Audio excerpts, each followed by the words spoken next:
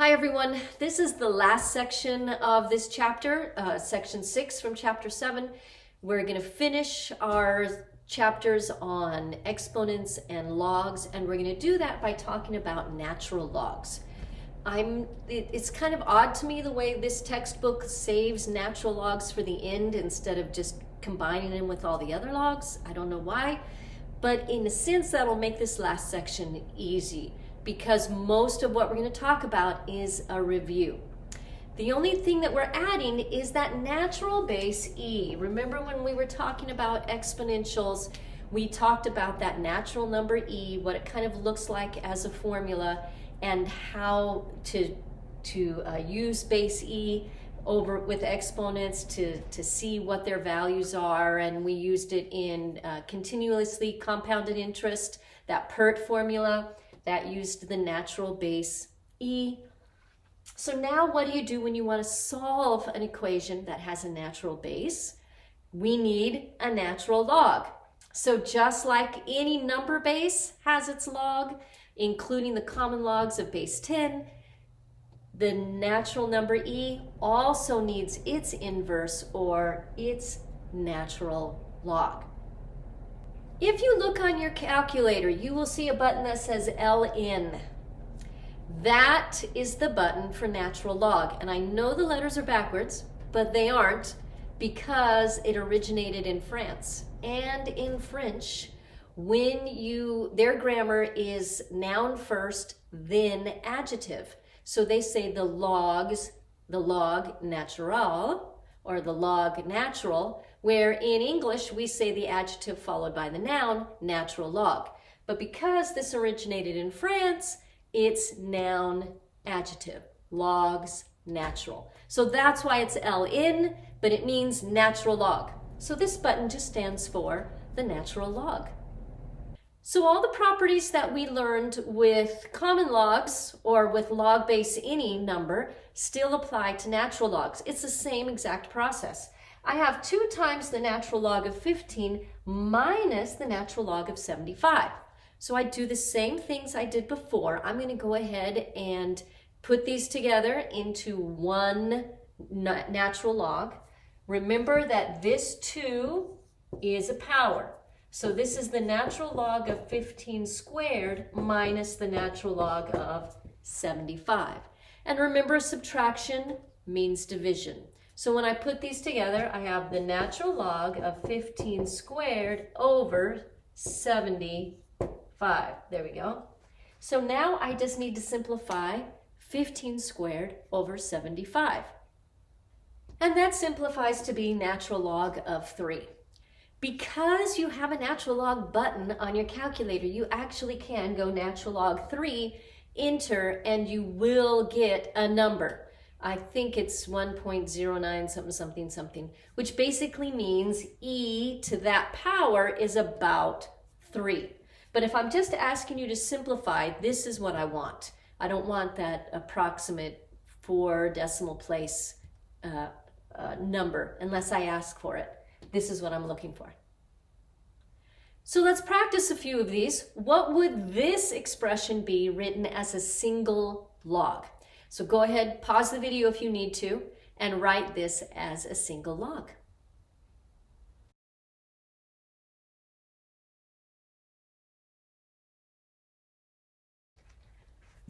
Okay, you should have natural log of 7 plus, remember this is an exponent, natural log of 5 squared.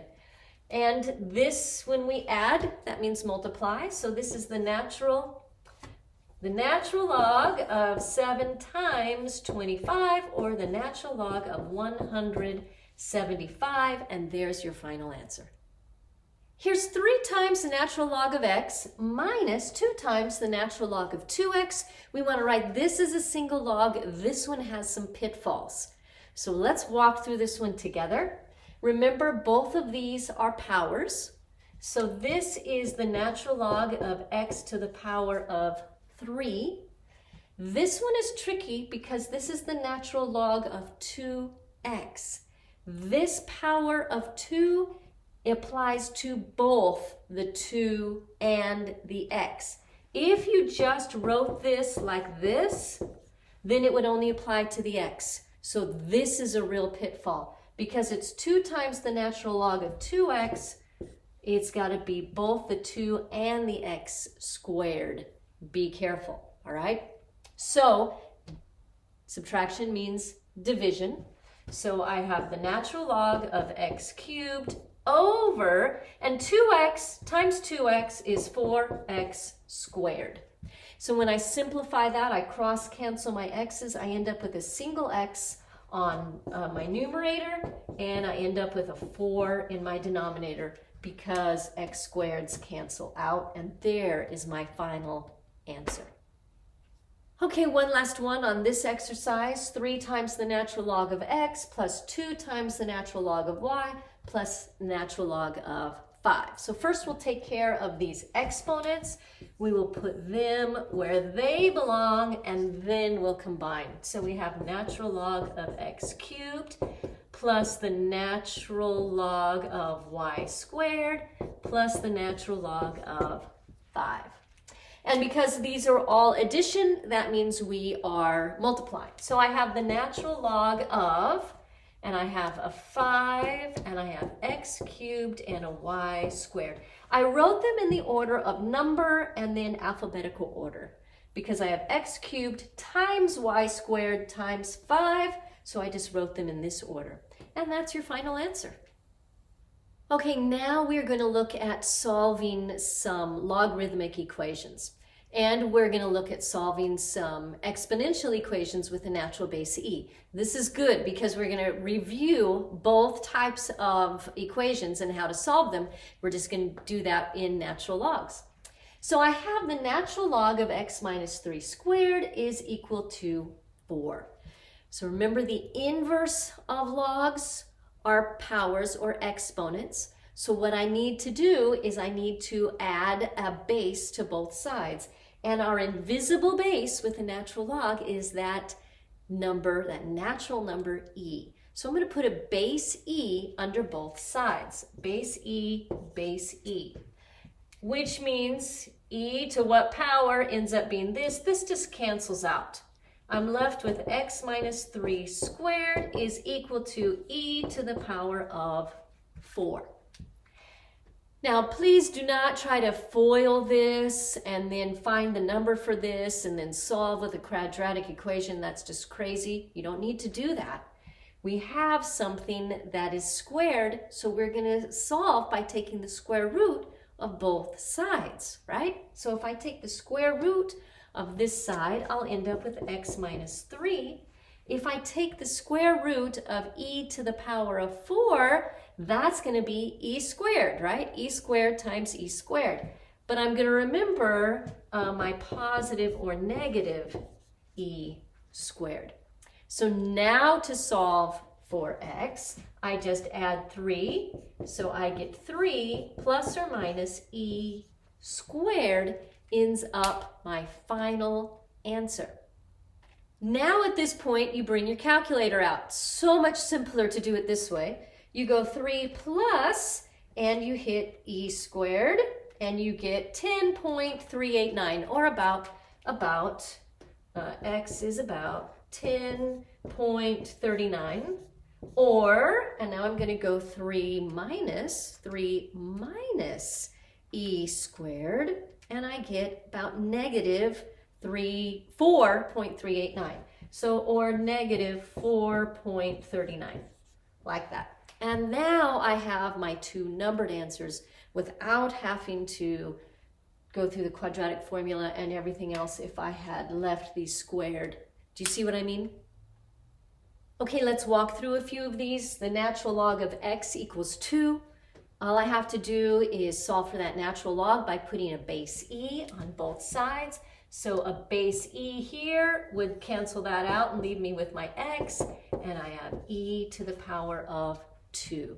So my x is e squared, or whatever e squared is on your calculator. Which answer will I accept is probably what you're thinking. Can I write e squared, or do I need to put it on the calculator? The best would be write e squared or whatever it says your calculator says about to 2 decimal places. But as long as your answer is correct, I will accept it. This one looks kind of crazy, so let's walk through this. I want to get rid of this natural log, so I'm going to put a base e. That will leave me with 3x plus 5 squared on this side and e to the power of 4 on this side. We're going to remember what Mrs. K said. Oh, take the square root of both sides. That would be so much easier, which means 3x plus 5 is equal to plus or minus, positive or negative. If you forget the positive or negative, you're toast. You got to remember that.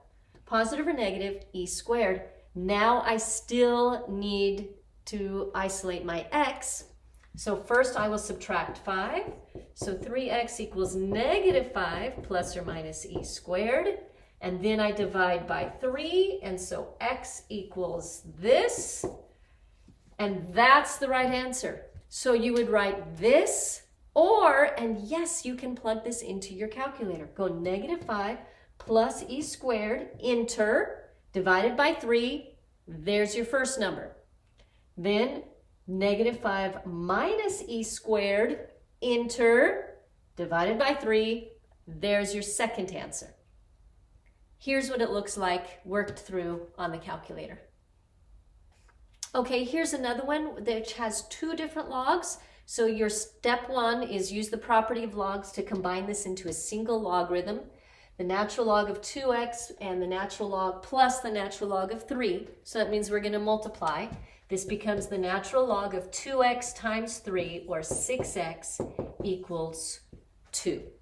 Now we're going to get rid of this log by putting a base e on both sides. So we end up, when we do that, we get 6x equals e squared. And now we divide by 6. And x equals e squared divided by 6. Worked out on your calculator, that comes to about 1.23. Okay, now let's work on solving exponential equations that have the natural base e. How would we solve for this x? I have 4e to the power of 2x plus 2 equals 16. I want to know what x would be. So step number 1, isolate that base e. So first I will subtract 2. So that gives 4e to the 2x equals 14. I subtracted 2 from both sides. Now I'm going to divide out that 4. So divide out the 4 and I get e to the power of 2x equals 7 over 2, or 3.5. Okay, I may be going too fast. When I divided by 4, I got that, which simplified to be 7 over 2, which is 3.5. So there we go. E to the power of 2x equals 3.5. Now I have my base e isolated. What do I do? What's the inverse of a power? It's a log. What log has a base e? It's the natural log. So I take the natural log of both sides. So I take the natural log of e to the power of 2x equals the natural log of 3.5. This simplifies to just be 2x. So this becomes 2x. And so x is the natural log of 3.5 divided by 2. That's how you solve it. On a calculator, you would get x is about 0.626.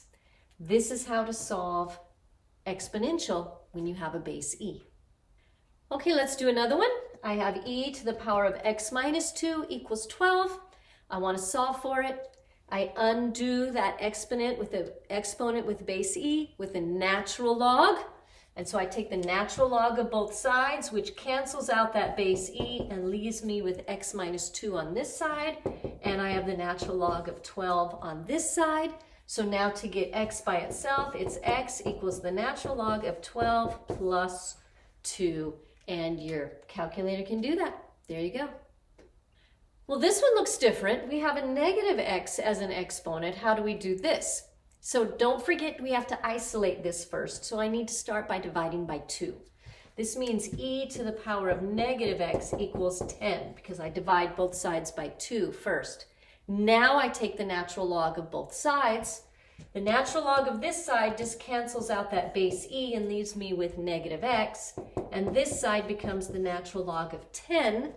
So because I want to solve for positive x, I got to multiply both sides by negative 1. So x is negative the natural log of 10.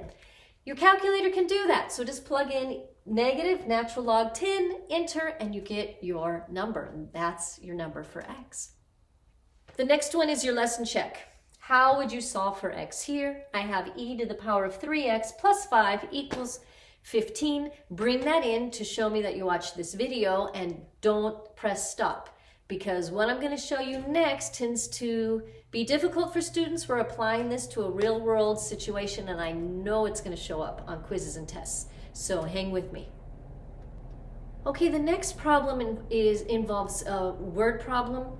This equation represents the velocity of a rocket that's sent off into space. We're sending out an asteroid, or we want to set up a satellite maybe, so we're attaching it, send it out into space. In order for it to reach a stable orbit, it must reach a velocity of 7.7 kilometers per second. This equation represents its velocity. So T represents time in seconds. That's the time that the fuel burns. C represents the exhaust velocity, which propels it. And R represents the mass ratio. So it's the ratio of the mass of the rocket full of fuel and when empty. But that's okay. The point is this is what we want to plug in to answer the question, will this rocket be able to reach a stable orbit? In other words, will it reach a velocity of 7.7 kilometers per second? Okay, so in our question, it gives us our numbers. Our exhaust velocity is 2.8. I won't worry about units, just the main numbers, 2.8. Our time is 100 seconds, and our mass ratio is 25. So how do we solve this? We plug in for T, we put in 100. For C, we put in 2.8, and for R, we put in 25. Okay, so I've rewritten it. In place of T, I put 100. In place of C, I put 2.8. And in place of R, I put 25. So now we'll simplify this. When I multiply this times 100, I get negative 0.98. And this is plus 2.8 times, and the natural log of 25 you can do on your calculator. It's 3.219.